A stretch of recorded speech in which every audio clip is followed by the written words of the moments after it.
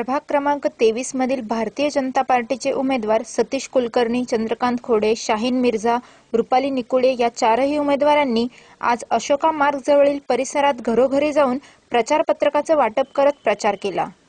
यावेळी मतदारांची भेट घेऊन मतदारांच्या समस्या देखील जाणून घेण्यात आल्या। या प्रचार फेरी दरम्यान उमेदवारांनी माहिती दिली।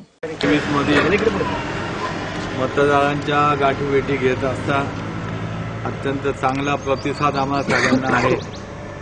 मतदारांमध्ये सुद्धा चांगल्या प्रकारचा उत्साह या ठिकाणी जाणवतो आणि त्याच्यामुळे आम्हाला सगळ्यांना शाश्वती आहे की या प्रभाग क्रमांक 23 मधून संपूर्ण आमचा पॅनल या ठिकाणी लागेल आणि 23 तारखेला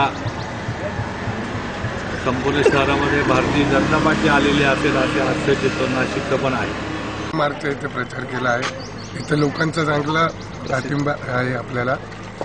इथे भाजपाच्या चारही उमेदवारांना चांगल्या मतांनी निवडून देतील लोकांचा असे सतीश नाना कुलकर्णी, चंद्रकांत नाना खोडे, मिर्झा मॅडम, निकुळे मॅडम खूप चांगल्या मतांनी निवडून येतील। गेल्या 2 दिवसापासून आम्ही हा अशोका रोड, कुर्डुकोर नगर, अशोका कॉलनी या भागामध्ये मतदार राजांच्या घरोघरी जाऊन त्यांच्या गाठी भेटी घेत असून मोठ्या प्रमाणामध्ये मतदार हा भारतीय जनता पार्टीच्या पाठीमागे आहे।